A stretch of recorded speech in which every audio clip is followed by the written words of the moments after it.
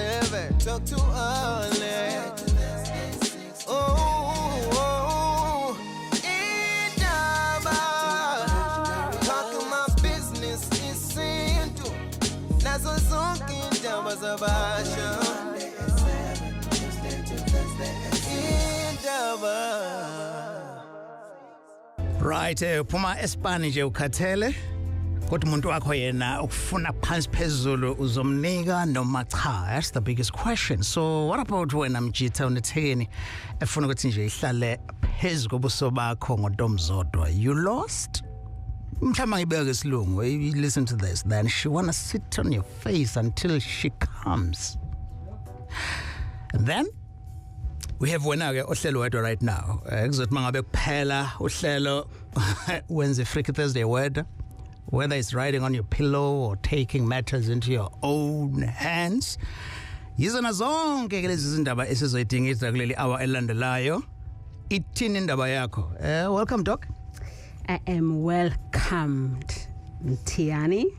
You are welcomed before we even start. Yes. Okay, sure. And njengoba weekend, I'm sure you start kamnandi nje ngaleyo ndlela. Okuphi, the coming or the well? Hey, yawa ngidida ke manje. Yeah.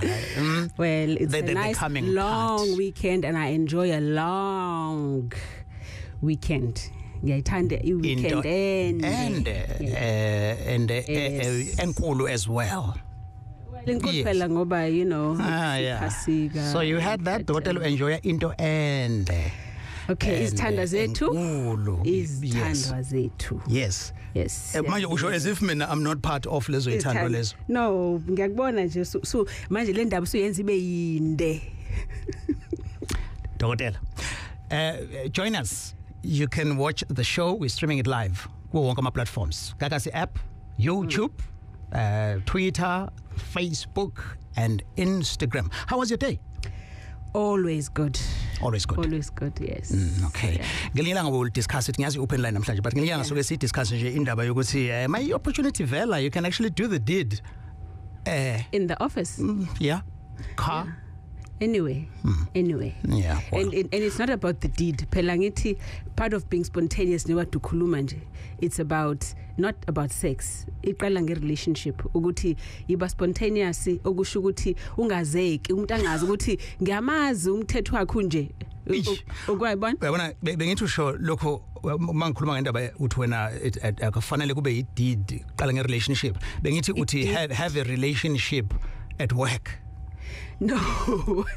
Yeah. But umuntu wakho engeze emsebenzini just to blow things. Just to blow things up. Sure. Ngiyafisa ukuthi usasho njalo nje ke ubaluleke because makuyi open line namhlanje in fact sizobalaleli bathini basinikeza feedback and questions as well. Ngiyafisa nje ukuthi ukhe phezulu about le ndaba yokuthi ube spontaneous. Ngiyakuza ukukhuluma ngayo la ku relationship. Don't be predictable. Actually yes, I'm sure umuntu olalele now understands ukuthi yes it has to, but the how part as the example nje usuke wayisho lo uthola ukuthi mhlambe nisendaweni ecashile uthola nje ikhona and then you have your quickie. Yeah. And does that border along the lines of ukuthi cheap or ubalekele kwe relationship because ingatolekeka kanjalo ungathi wena uzangiba adventurous usebenzisa ikhona but omunye umuntu usebona ukuthi you think we can do it in the car in the corner njani am I that cheap? Look again kuya ngokuthi how far relationship is in. Kukhona stage la ku relationship lensazama ukutholana khona nokwazana khona kunezinto ngeke usheshe nje ukuthi kanukela umuntu omdunusele kakhulu kusa early ku relationship ngoba usamfunda naye kuze naye understand ukuthi uma sukwenza lokho usuzikhanula azi ukuthi wenza nje just as fun but it's not necessarily ukuthi unje umthetho wakho otherwise uzomthusa more than ukuthi uzokujudge but more ukuthi uzomthusa. Okay, if it's still early in the relationship. However ukuba spontaneous ku relationship kumnandi Mthiyane because again kuyabhora ukuthi umuntu abhore kube nalento ukuthi ngiyamazi unje nyomenza ucansi uya ngaphezulu afende kabili kathathu achithe ngiyamazi ukuthi wenza kanjena it's really boring ngoba umuntu wakho uzothesa emsebenzini athinta umuntu nje ngenye indlela somewhere uyabona kuvuka eminye imizwa ongamthinti wena ngayo and then sokonakala but ukuba spontaneous also Mthiyane ucansi does not have to happen embedeni ekameleni you know, that's number one. Akudingi ukuthi kube naleyo formality ukuthi sisembedeni and kunjalo, but also kuba spontaneous it starts ku relationship even before ku sex, ngoba nokuba spontaneous ku relationship yakho umuntu angakwazi wenza izinto, you know, whether umsendela izinto ama pictures uba spontaneous kukonke kangangeni ucansi uyamcija preparing ukuthi athuyahleka yedwa ukuthi hawu wenzani lo ukuwabona. I'm happy dokotela ukuthi lento uyisho ngesizulu because awunakho ukuthi send him send her. Last week khona amajita afona azothi why kune expectation yokuthi mangabe abantu beku relationship the man must always take the lead njalo because abanye bathi even nakhona lapho some women will complain about ukuthi wenza position eyodwa forgetting ukuthi who said ukuthi nabo they can't. So you're talking about ukuthi uyamprime umuntu wakho. Women too can do it. Of course. Umthuso umuntu wakho umuntu wesifazane ke sengisho ukuthi just to get out of the norm sibe spontaneous ube wena umuntu wesifazane, you know, even if nibuka iTV avela kubona ukuthi sungaphezulu kwakhe njena kungenzekile lutho, you know, so umenza into so umqale wena and I know mangayikho phela abanye abantu endlini. Of course, but and I know if ngisho lokho to some women ngithi hey uvela umenze kanje thola umuntu ethukaza afihla izandla kanti Dr. Mthembu ngiqale kanjani, you know usokuthi amenze kanjani wena. Of course ngoba phela ngiyabafundisa mina nabantu bami ukuthi wenze njani. Khuluma esifuso ukukhuluma naye uthini kusisi ukuthi amenze njani umuntu wakhe. No, but akufani Mthiyane ngikhuluma nawe. No. Ngidemonstrate ke kuwena. You are the yes, I wouldn't mind. Well, so uthi okanti usuke ulinganisa even nangama actions. No ngiyasho nje. Okay, what are you? Ngikuthena on, I'm just joking. I mean I mean not to ngikuthena on but sikusho ukuthi you know ngiyathena on nje kanjalo uyabo a courtesy reminder uhlelo alungele ingane. Right? Yes. And we have the app, Gagasi FM. If you lalele la and you're under 18, this app here was going to report. Okay. So, yes.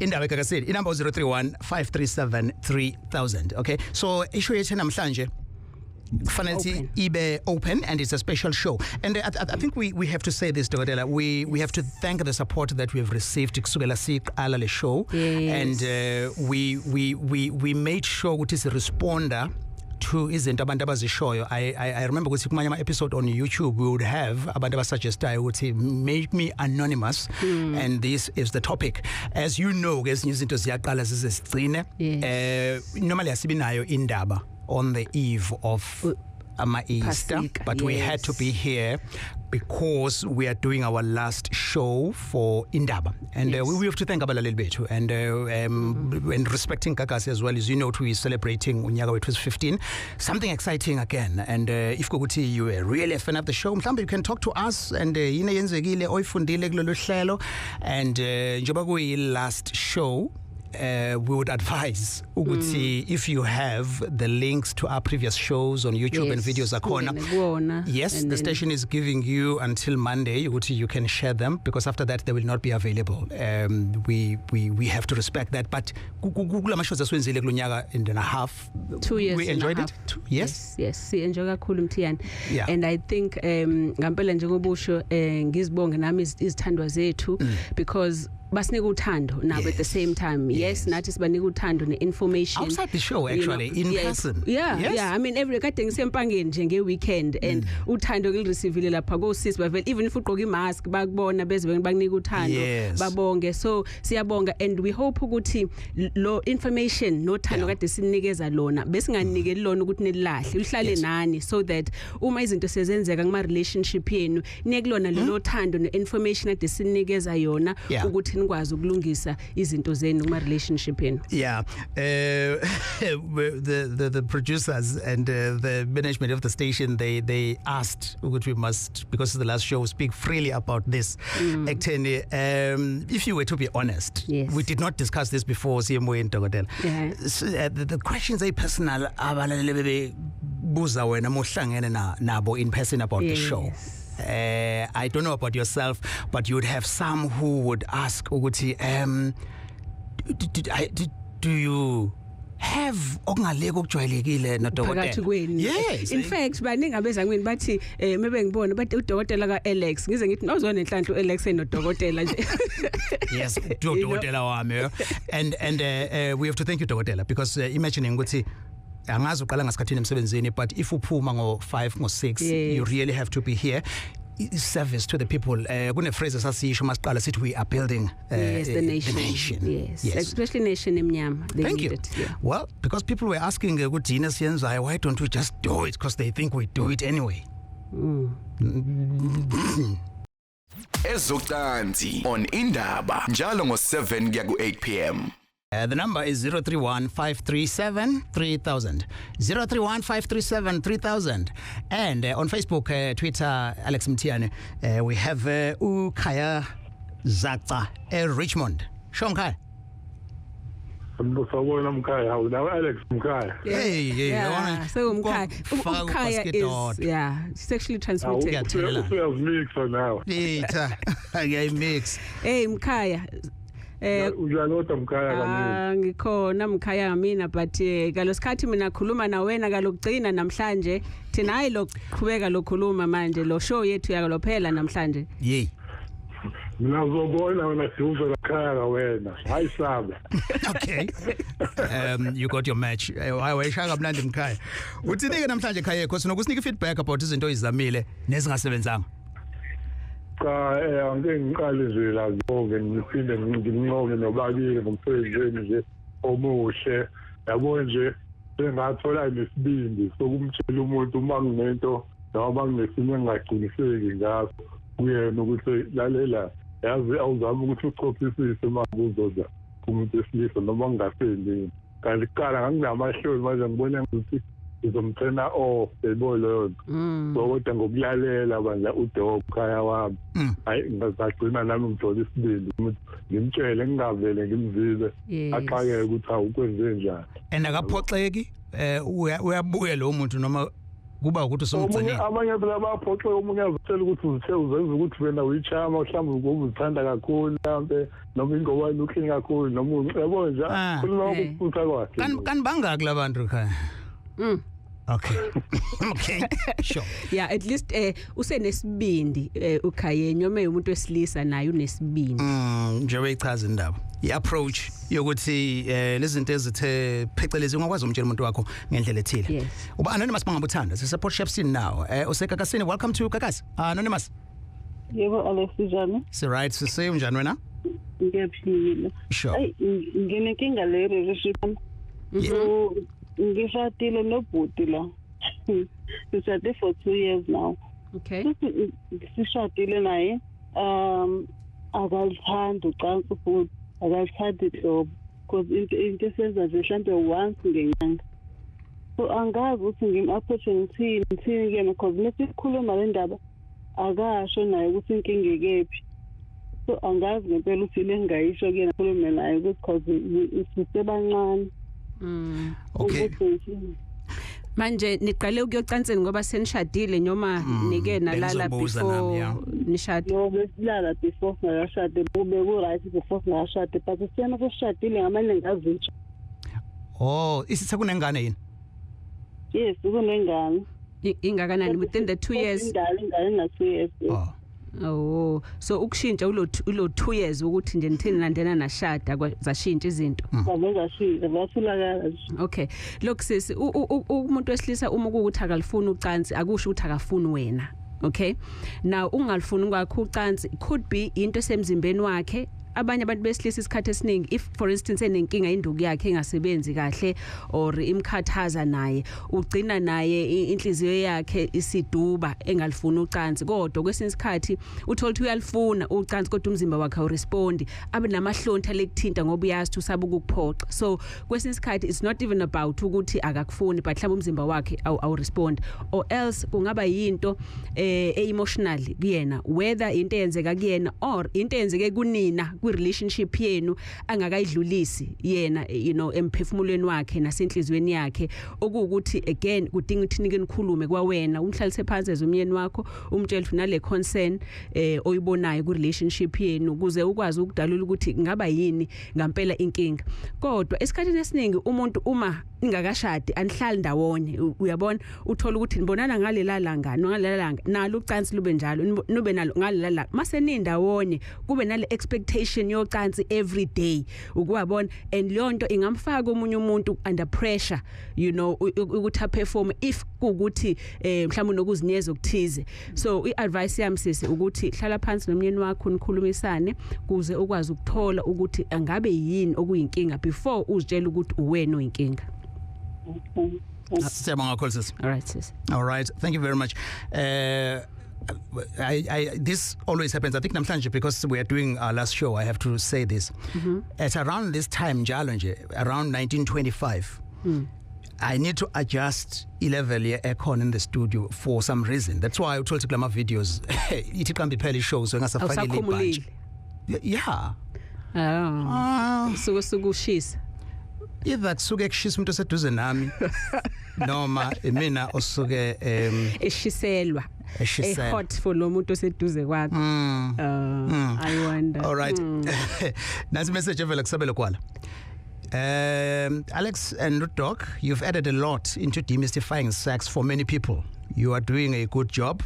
And it's not unexpected that when you talk about sex, people will think you're personally talking my experiences or rather talking personally. That is because we are not used to talking about sex in that way. So sex must be made to be normal. And thank you for the good work in making sex to be a normal part of human existence. Yes. Anonymous was some respect. Hello. Mthiyane, no doctor. Yes, Anonymous. Quite sad, but yeah, in Piliakube, I always tell myself that.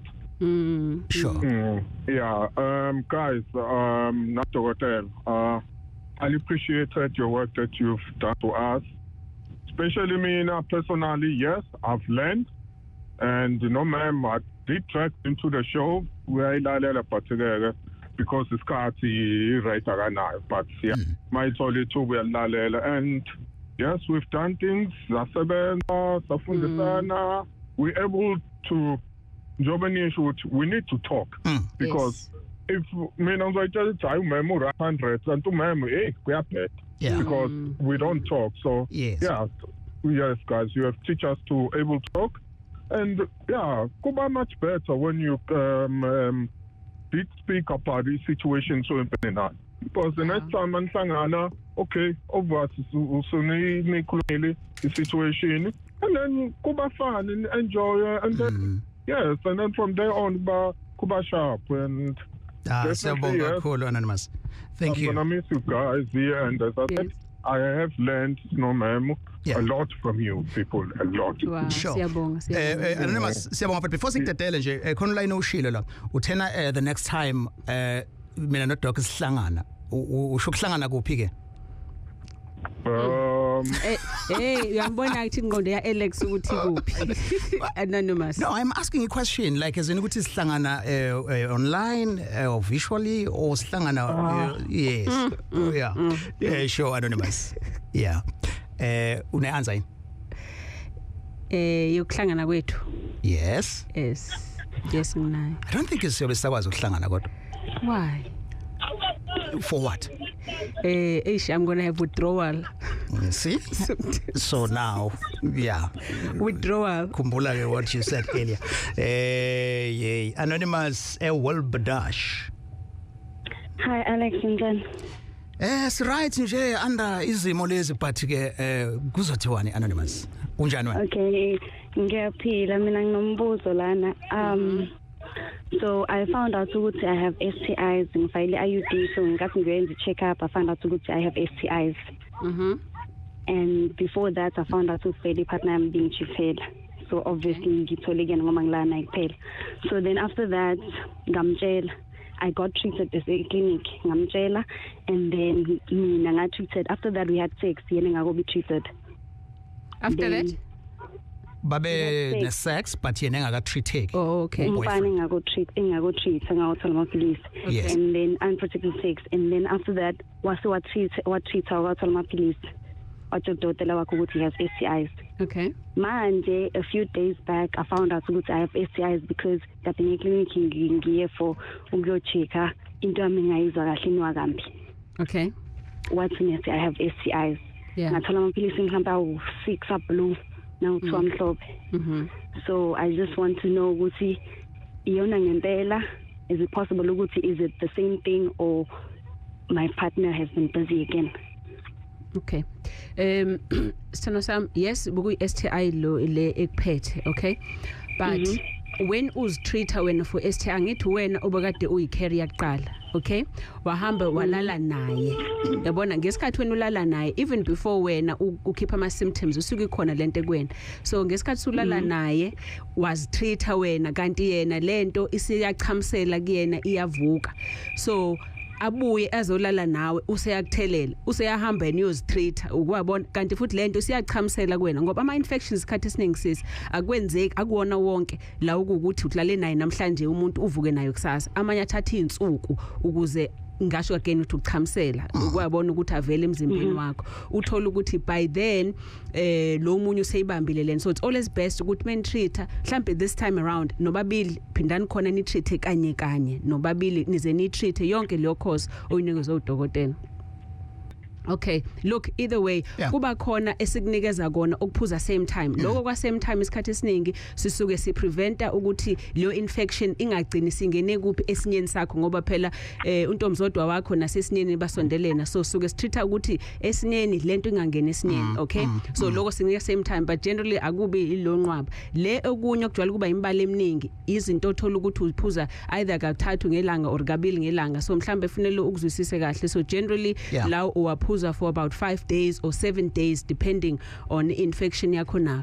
But again ngizothi whatever otreatela yona same time naye ubhuti akatreatwe same time and nisebenzisa icondom ngaleso sikhathi if kukuthi niyocansini until siphelile cause yenu and nobabili futhi ningasenama symptoms. Okay, no siyabonga kakhulu and we wish you the best. Wefumlaleli wethu lemi godla igama lakhe on Facebook. Alex Notdog, I don't know ukuthi kwenzakalani ngami. Wonke umuntu engidlula kuye uyasho ukuthi ngimnandi but still bayangishiya bethi ngimnandi nginjalo. Umuntu esifazane lo. Well, yeah.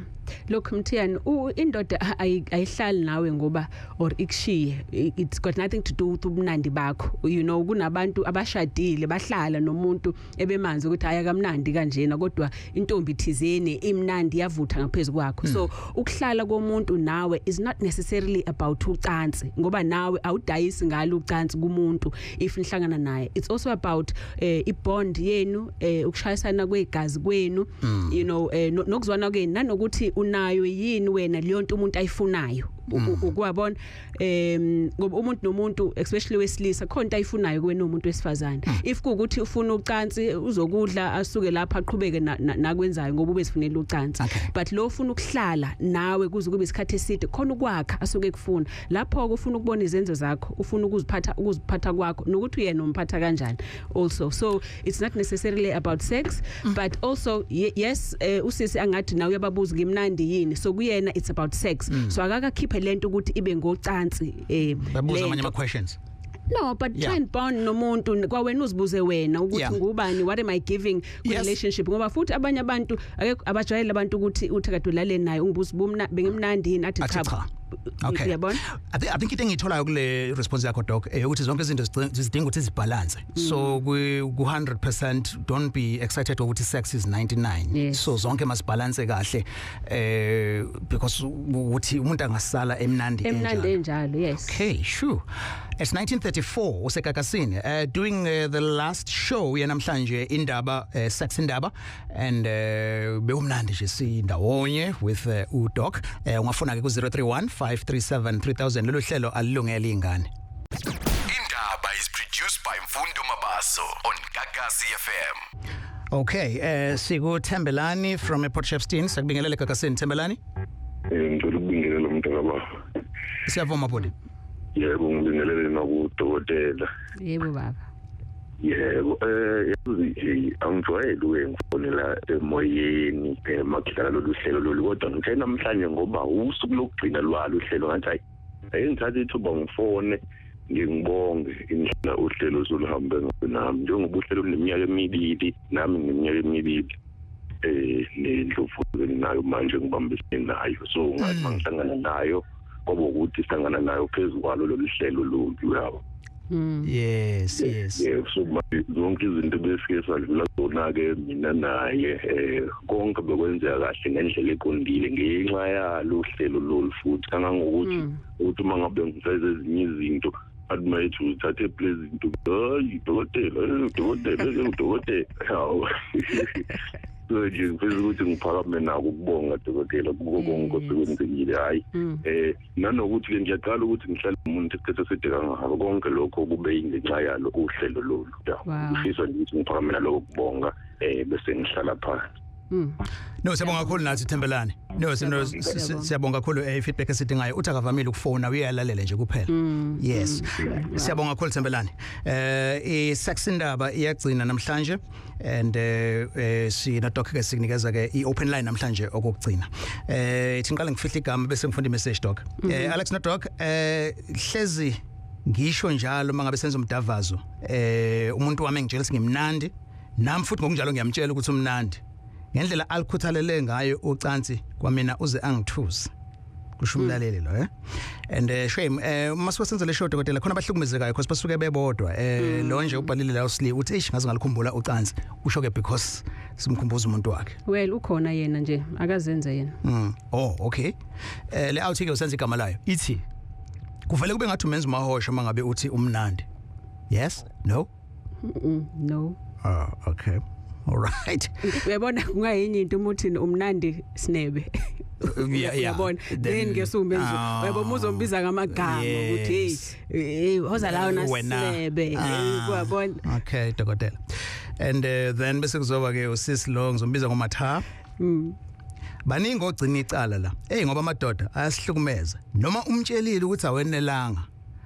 athi usakhokha umoya kancane guqiqusele lobuthi ubuthongo lapho ubhontshisi uyaveva la kuwena usamahalela yena ujuza amathe uselele womnyakazisa mayile then ke kwasekuba nenqoba ke abaphendulayo ushayelani kodwa khona and then omunye usisi wathi we sithwele kanzima yeah and then bese kuzokhona ke out la ethi mangabe ekhona odinga usizo lowesilisa zikhona izinto zamadoda ezisizayo okay ora ababulethe abizochatha uDr Mthembu simlungisa indoda all night long dokotela sokunika inamba ngasekugcineni cause vele umuntu wezinto ezilong yeah by the way ingaba long kodwa manje uthola ukuthi ayispaniswa grand then kuyifanele nje bore nje yeah sesiyaza ngithi ukuthi umnandi akuyi ngobude nobukhulu nobufishane it's how you do it yes but sometimes futhi yes it can be yes but you know Mthiyane even if imfishane kade ngitshela umunye ubhuti aboma imfishane yenza sure ukuthi uyalithola ubhando udonga lo uzoyikhuhla khona umuntu wesifazane ngesikhathi uyikhuhla uzwa ukuthi iyanqinda nje into ngaphakathi akeze ukuthi ngqinda le phambili eceleni kuphi thola indawo udonga eceleni noma laphansi uyikhuhle lapho yena uzoza nje ukuthi ishaye inqinde phambili kanti ikhuhle eceleni uthi ubutshela umunye ubhuti yes be patient yampena phela ngiyawanika ama tips of course Mthiyane kumele ama patients sami ngiwanika ama tips ukuthi ubokwenza kanje wenzeni I do. You realize I only asked one question. Yes. I said ukuthi bekhuluma nomnye ubhuti and konke lokho sukunika khona voluntarily bengibuza nje umbuzo wodwa so bengizobuza ukuthi be10 kuze kufikwe lapho but ke you've already answered me. Yes. Okay 1940 anonymous semzimkhulu. Hi Alex not dokotela. Hi. It's a very sad day for us. Besilthana kulohlelo and bekade liwusizo because as nabanye abalaleli sebeshilo ukuthi it was very hard or it is still hard kwabanye to talk about sex, to talk about things ukuthi awenelile like okanye things like ay namhlanje ngathi ukukhathele baba or just things like that ukuthi i-communication iflow about izinto ezenzekamereni nami kade ngilandela uhlelo ngitshela ukuthi ngilalela ngedwa kanti nomyeni wami ubelalela naye aside, only to find that when we actually got to talk about it, so it's and it's helpful. So anihlali ndawonye yini? No, ubelalela kwi-app. Wena? Nami ngilalela kwi-app asidlali like same time live, you understand? Nibamba ama-podcast. Yes, Okay, kwi-app, all right. And I sometimes work late, so yeah. Good. Ngicela ukubuza. Okay. Mina ngumuntu oyibukayo ngempela housekeeping down there. Okay. Kuntombi zodwa ukuthi like ngicleaner the vaginal creams, and I've recently been introduced to steaming. So when it comes to abantu besilisa bona bacleana ngani, not necessarily ukuthi mhlambe kuzobe kune STI okanye nje, just nabo umuntu nje ahlezi clean ehlanzekile, whether uhambile uyodlala kwenye indawo noma but nje just uqikelela ukuthi okay mina mase ngicleanile naye akaclean, phinde futhi masihlangana siyazi ukuthi okay yazi nsi fresh kumnandi. Yeah. Look, sis uzokhumbula ukuthi kumuntu wesilisa induku yakhe ingaphandle ayifani nomuntu wesifazane ngoba into yakhe ingaphakathi, so nokuba warm nokuba manzi kwenzeka ngaphakathi, nethi umuntu wesilisa ingaphandle and yomile. However, ipipe nendawo okuyiyona engase ingcole kumuntu wesilisa, assuming that you circumcised, of course. Yes. Ingaphakathi, but then uzokhumbula ukuthi same place ingaphakathi lenduku lomuntu wesilisa kudlula umchamo. Okay, manje umchamo uyawazi ke nawo ukuthi nento eziningi kuthiwa noma ubulala upoison ungabulala ngomchamo nani umchamo uyakwazi ukuthi unaliyanto ekwazi ukucleana, you know, on its own. Yes, bajetha baphuza amanzi, ukuchatha is also very good kumuntu wesilisa, you know, so those are the things azenzayo ukuzicleana ngoba eyakhe into is more exposed, ishayo umoya, and it's much easier to clean ngoba ayitholi leyanto ukuthi, you know, ifukamela izinto eziningi njengolo umuntu wesifazane. But naye ngashave of course ngoba nako, you know, ukujuluka can cause things, uthola esezinwaye kakhulu sokumhlophe lana phakathi kwamathanga and things like that. Shaving and keeping it nice and dry, especially after gymming ageze. So yes. No, yena uyashave and uyachatha. It's really mad. It's very relief ukuthi so clinic go clinic yeah. But that's good. But also I want to shave, it's even better for you when you kiss him down there. Akhona izinza izinza thule sezingena emlomeni sokuthi ukhipha izinza, you know, so meshavile all the better. All right. Thanks for your loyalty and support, Sese. And but the new team that is taking over Indaba as of next week, going forward, you will enjoy. You will enjoy. And, yes. Sebonga kakhulu. All right. Indaba, the last one for tonight. For siyaqeda Indaba is Sax Indaba. Namhlanje we're doing a show yethu yokugcina, and ungathumela ke voice note ku 078 934 2827. Sese Sax yokugcina. Ngisho njalo? Poa gingiz. No, ukuthi senze sex kokugcina. The last round. And it's gotta be. Yeah, it tends to be. Yeah. Okay. Ivoice note kwethumela ku 078 934 2827. Thakasile uthi ningasimisele ngenhliziyo masenithi show yokugcina namhlanje. Well, yes.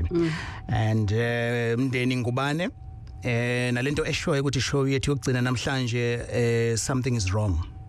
And then esiphagumete uhlelo liyaphela soba yini ngaphandle kwalelo hlelo liyafundisa kakhulu. Just to remind you as courtesy, we do have videos of uhlelo, even the previous installment njoba dash umlaleli uthulalela kwi-app, so uzokwazi ukuthola even on YouTube. So the station has kept them until Monday. So you'll be able to ungakwazi share, download, save njalo, but as of Tuesday ngeke Ascension Day. Yeah, Ascension Day on Monday. Monday. Now they also send Sunday. No, sure. Now I'm voice note Kakasini. Anonymous. Ngifuna ukubuza la ukuthi okay, I'm a 23-year-old girl.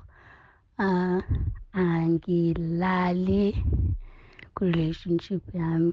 So ngifuna ukwazi ukuthi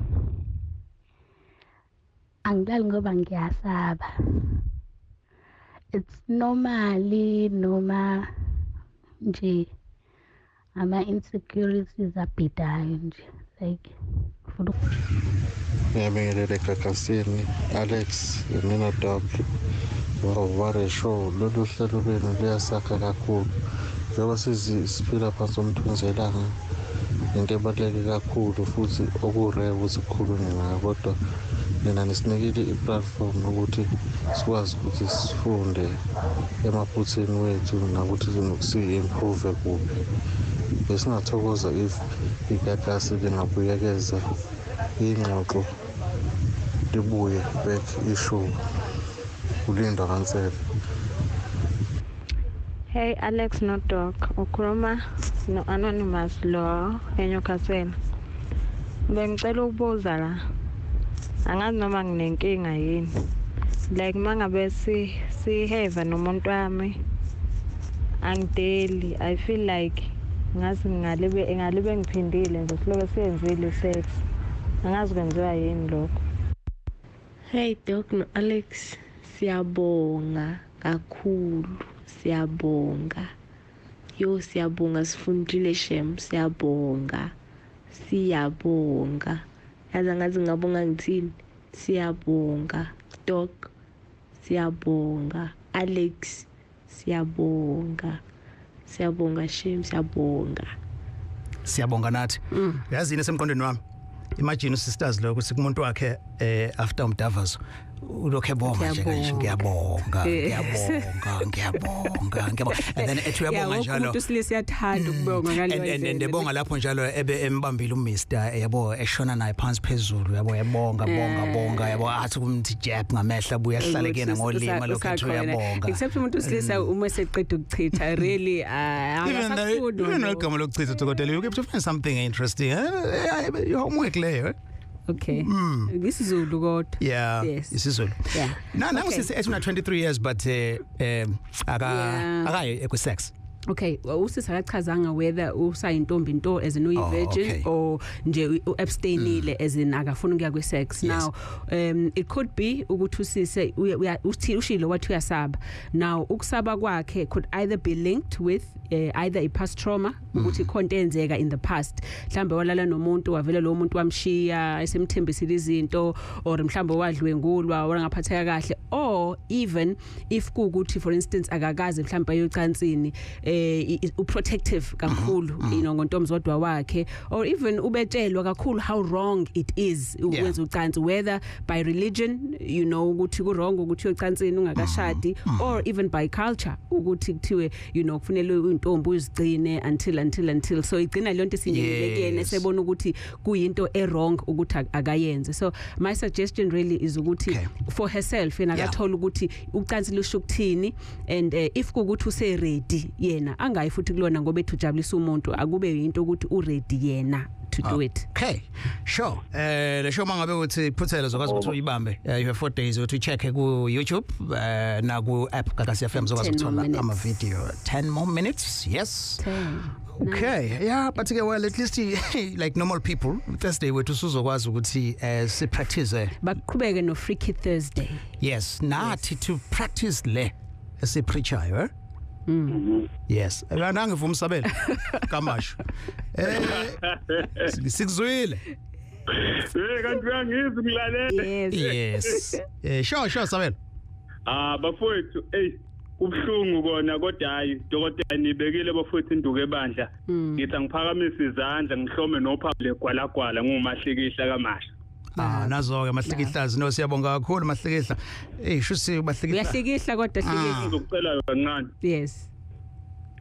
Sengathi unganyusa izinga lokwehlisa ukutshela insizwa ukuthi azithokozise zona. Manje iyababulala mase befika lapha enkomeni ngoba umuntu uvele ezukushisa ini ivele ekhahlele.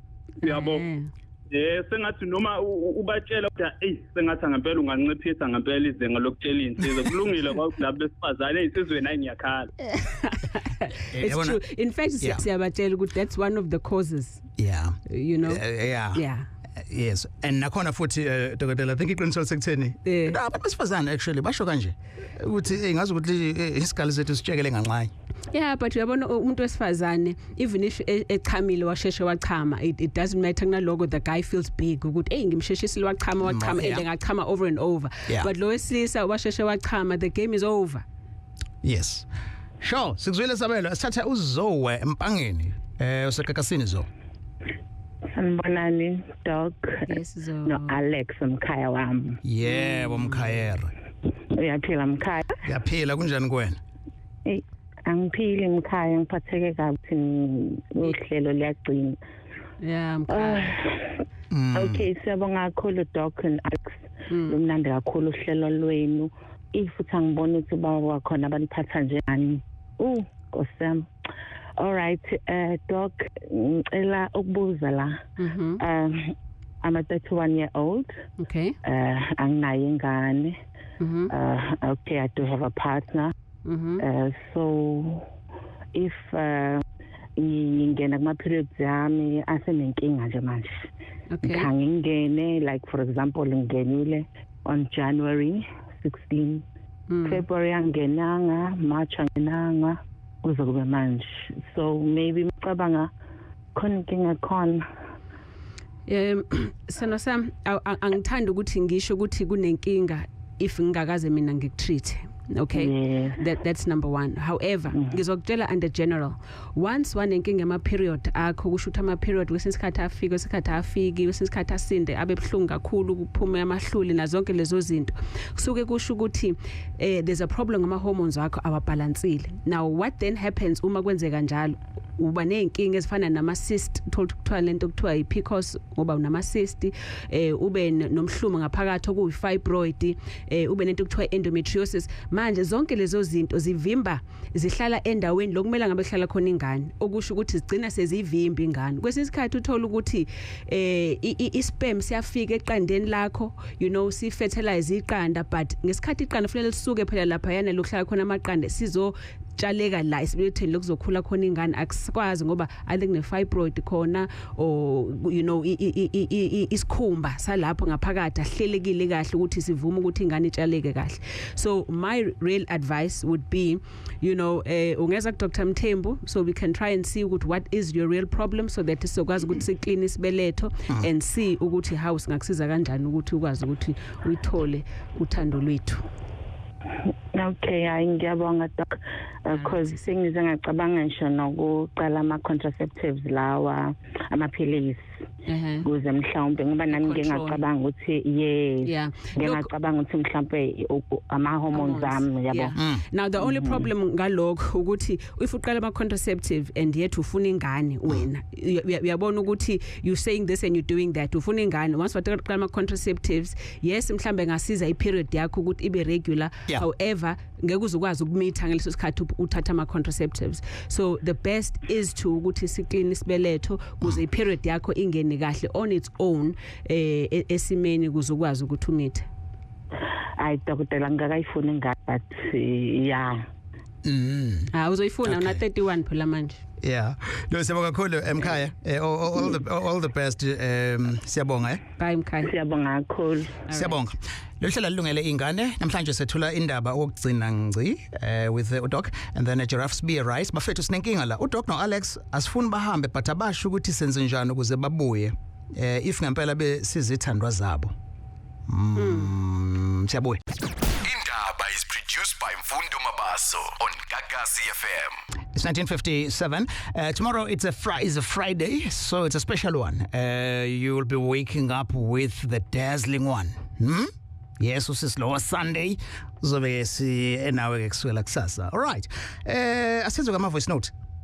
Sanibona igama ngulindiwe ngwasangweni ngizile kudokotela eMedilution ngoba benginenkinga yemizwa udokotela wangisiza wanginika i-treatment ngayisebenzisa ngoba nembangela yayo bekumjovo bengusebenzisa wangisiza udokotela i-treatment ngiqala ukuyibona 2 weeks ingisebenzela kodwa bese ngiqhubeka phela ngoba bese kumele ngiqede i-course yami.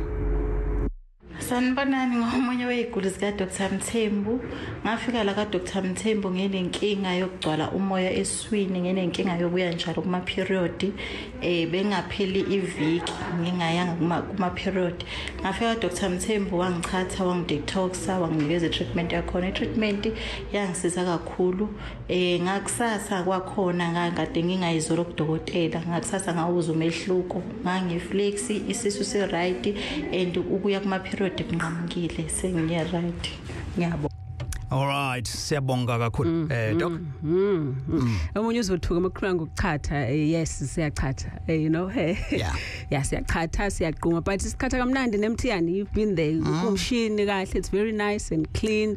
30 minutes nje kule ngena amanzi in and out kuwena, you know, in and out. Yeah, siyaqhuma, sikhipha inyongo. So yeah, Ske Hillcrest number yethu 031 765 8475. Yes. 765 8475. ESL phone 061 4622 945. Akuyona yam office.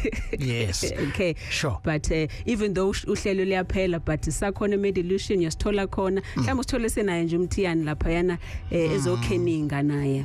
Yeah. Yes. Okay. Singathatha ama voice notes? Yes. Mthiyane mfowethu unjani? Ukhuluma no-Anonymous la eHowick. Ngicela ukubuza njengoba uthi uhlelo lokugcina ngempela noma ushaya ngebhomu nje phela umhla ka1 namhlanje April Fool. Musuganga mfowethu selithanda lolu hlelo sokudlala kanje. Okay. Okay, sure. All right. Kambe umhla ka April 1 namhlanje? How? Oh yeah. Ngicabanga iphasika phela ngoba sikholiwe thina kakhulu yabona. Yes.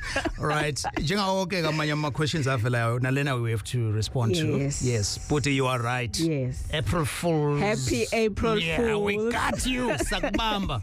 Asinda. We're not going anywhere. Right here. Zithandwa zethu sikhona. Yeah. Umdavuza window. No, window umdavuza konke ukukhotha in and out. Phezulu phansi. Yeah. So ipipu ubhontshisi konke amalebe konke kusakhona. Sure. Hey, awusaligcizelelanga leli pipi konke. Asindawo siyabuya. Yeah. Next week we will be right back. Yes, we'll be here. And all the info about ukuthi we're taking down the content yethu kuma platforms lawo digital. No, not at all. All right. So shithi asiqhubeke senze lokho bese siqalile dokotela. Asindawo asiqhubeke nako. Asiqhubeke. Who's going to be on top? I won't mind. Let's be spontaneous. Sure. Yeah. Special open line on Mondays at 7. Talk to Alex. Indaba. Talking my business is into. Nazo zonke indaba zabasha. Indaba.